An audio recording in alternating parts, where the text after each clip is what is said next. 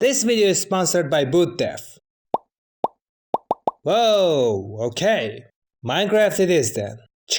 So last time we worked on the terrain generation.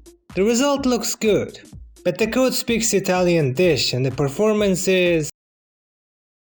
Gotcha. So today we're gonna work on cleanup and optimization. Chapter 1. Cleanup. Well, there's nothing to say here, I just made the code slightly more readable. Chapter 2. Instancing. Imagine you call someone, and when they pick up the phone you say exactly one word then hang up the phone. Just to call again to say the next word and so on. Sounds stupid, right? Well, that's what we're doing with the blocks.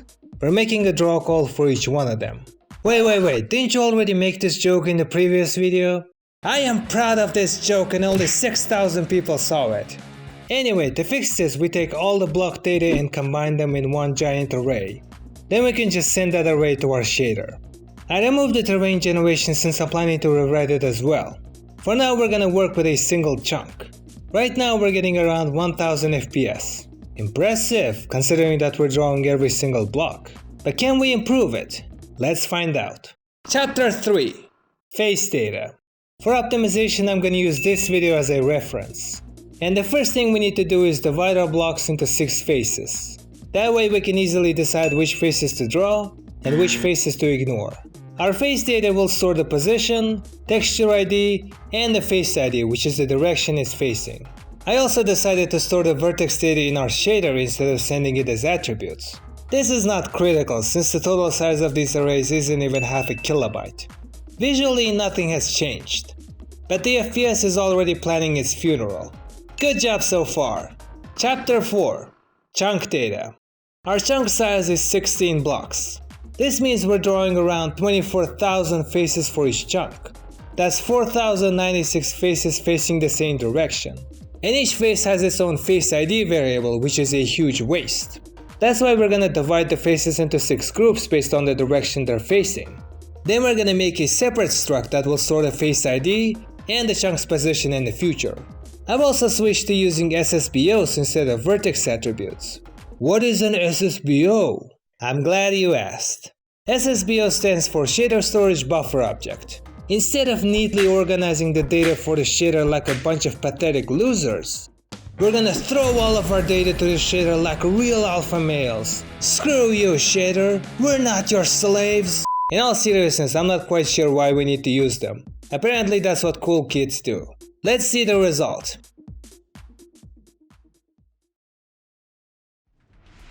What the hell is this? Why is this happening? I thought we did everything perfectly. Why is this not working? Those are the questions I asked when I first saw this. Apparently SSBOs are really unpredictable when it comes to reading the data. They don't know how to divide it. Can't you just define the size and location of each variable like with VBOs? Hahaha, I wish! And also, similar to some game CEOs, they don't recognize the number 3, so you better think twice before using 3D vectors. I did manage to make it work by doing some tweaks, but I feel like our fight isn't over. Chapter 5. Coffee break. You know, learning to code can be tiresome, unless you make it fun. That's why I want to recommend our today's sponsor Gamedev. It's a website that lets you learn programming like you're playing an RPG game. We have chests, quests, shops, the wizard dude that'll help you on your journey. He looks so trustworthy and totally not like someone who'll betray you. And the final boss that will definitely kick your. You even gain XP like in a video game when you finish a task, which is perfect for my gaming addicted brain. They have many different courses that can teach you many useful skills.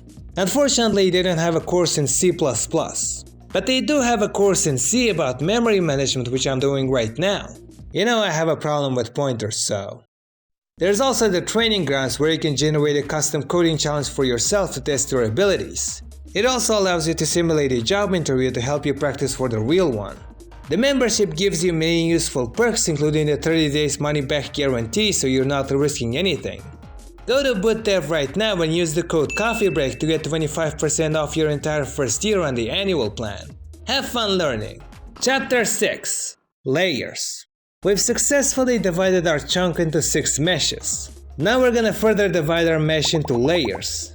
This will be a huge help for us when we start culling the faces. First we're gonna sort the faces into layers using the tie comparison. Then we'll have a function that uses upper and lower bounds to get a slice of layers from our mesh.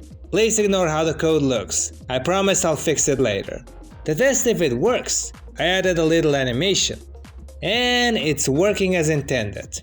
Congrats everyone! I see you're a little confused right now, so let me do a quick recap. We have a face. It has 4 vertices, a texture ID, and a position. A bunch of these faces side by side gives us a layer. A stack of these layers gives us a mesh. The mesh has face ID, which defines the direction it's facing. We have 6 meshes for 6 directions, and combining them gives us a chunk. Recap is over, now we can start optimizing. Chapter 7. Black Backface Culling. Each block has 6 faces pointing in 6 different directions. We need to draw faces that are facing towards us and ignore the faces that are looking away from us. The implementation of this algorithm is really simple. Let's say that this is our player and this is a stack of layers pointing in this direction. We're gonna draw an imaginary line that crosses the player and is parallel to the layers.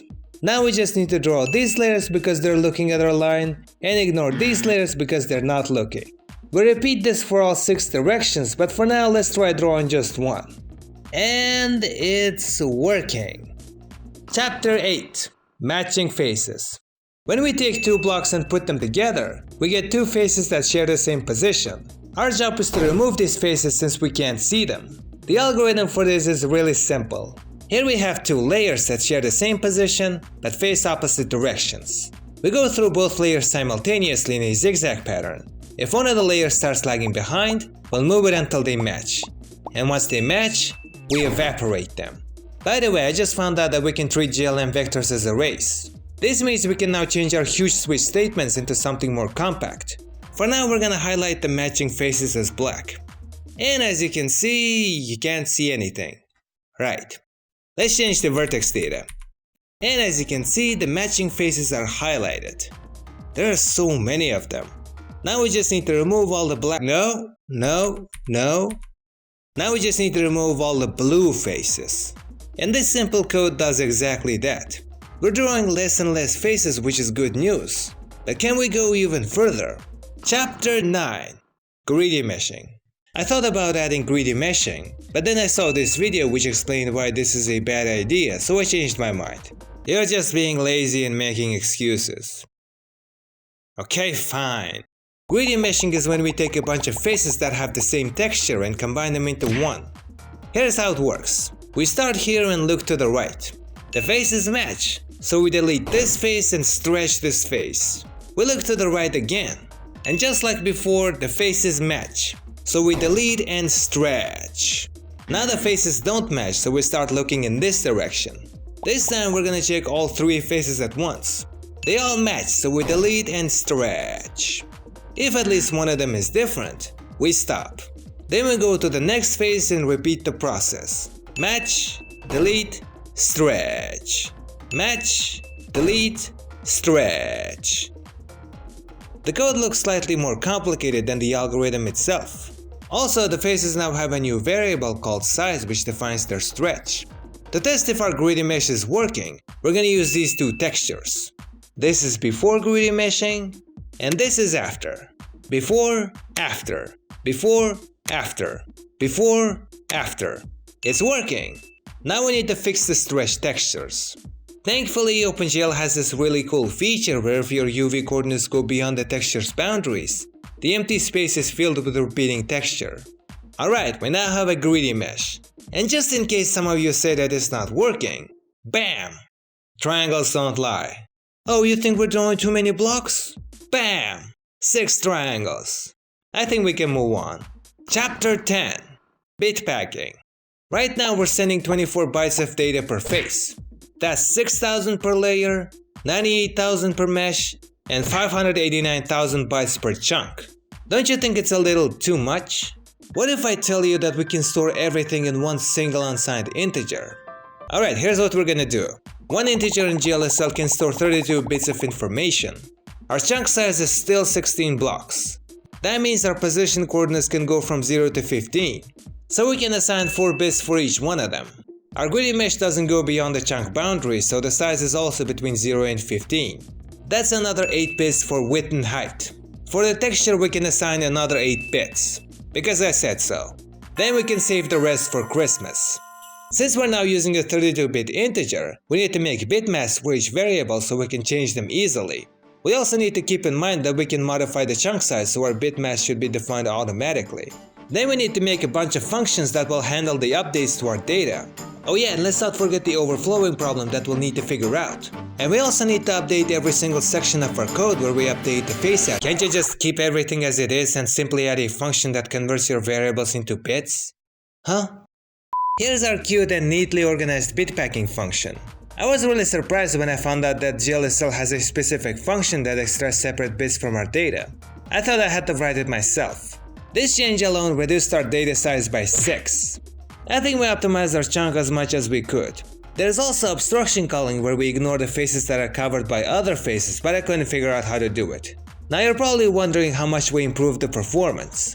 At the start we were getting around 1000 FPS, and right now we're getting 800. So after all that, for some stupid reason, we're getting less frames? It doesn't make sense. I mean, what the f?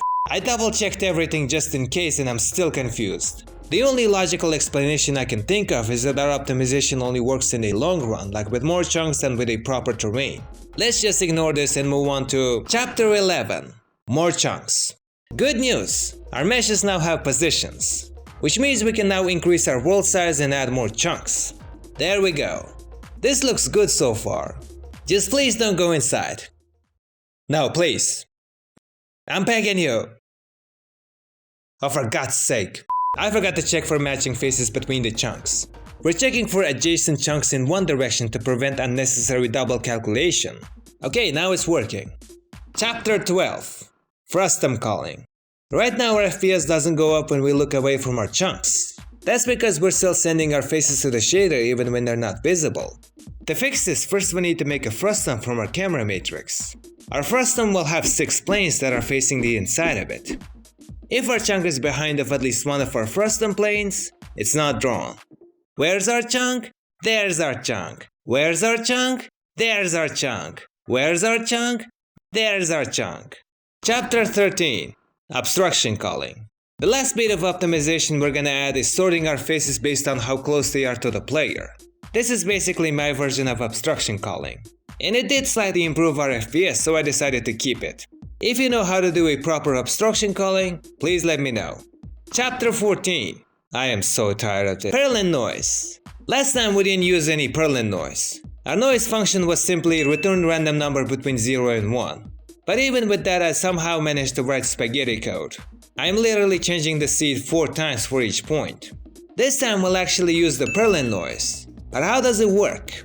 We'll have a grid of cells. At each intersection we'll put a unit vector pointing in a random direction. We'll call them gradients. Then we'll be given a point for which we'll need to return the noise value. Let's zoom in. First we'll need to find 4 vectors pointing from the corners to our input point. Then we'll need to calculate the dot products of these vectors and our gradients. After that we'll just use a 2D interpolation to find our noise value. But how are we gonna remember which gradient vector is used for each intersection? Storing so many vectors seems like a bad idea. Because it is. Introducing hash tables. First we'll create a hash table that's basically a shuffled array of numbers between 0 and 255.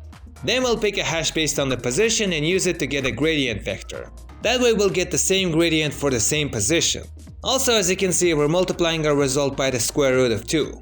That's because the Perlin noise returns a value between -1 over square root of 2 and +1 over square root of 2. We're just normalizing. And here's the result.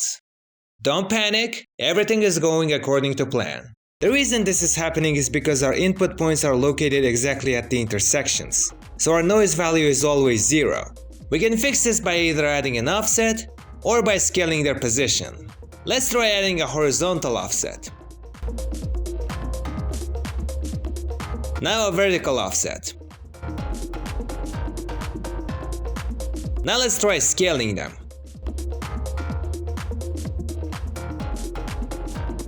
It's working! Chapter 15. Fractal noise. Just like last time, we're gonna generate noise maps with different frequencies. Then we'll combine them together such that maps with low frequencies will have a higher impact and maps with high frequencies will have a lower impact on the final terrain. The code looks something like this.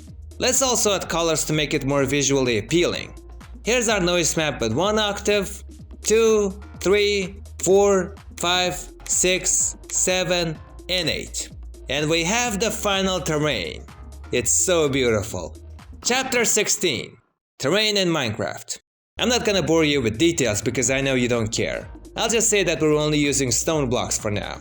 This looks so good, oh my god. I feel like I climbed Mount Everest. It also looks trippy when you look at it from the inside. Now imagine if we use different blocks. Speaking of which, Chapter 17. Different blocks. Here's our terrain from the side. We'll use different blocks based on the height of the columns. I also decided to add random dithering between the slices to make the transitions more smooth. Let's see the result.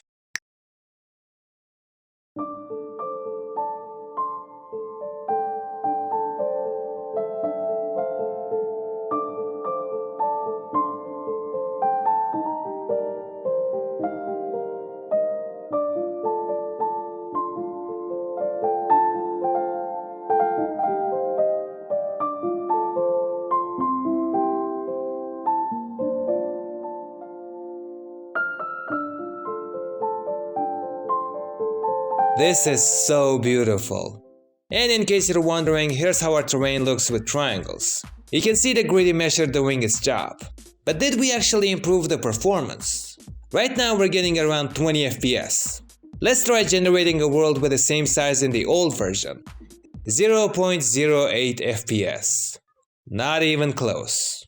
Anyway, big thanks to these amazing people for supporting me on Patreon, especially Adam Kunstler and Kartoffelbauer 1000. And thank you for watching. Like and subscribe and join our Discord server. Good night.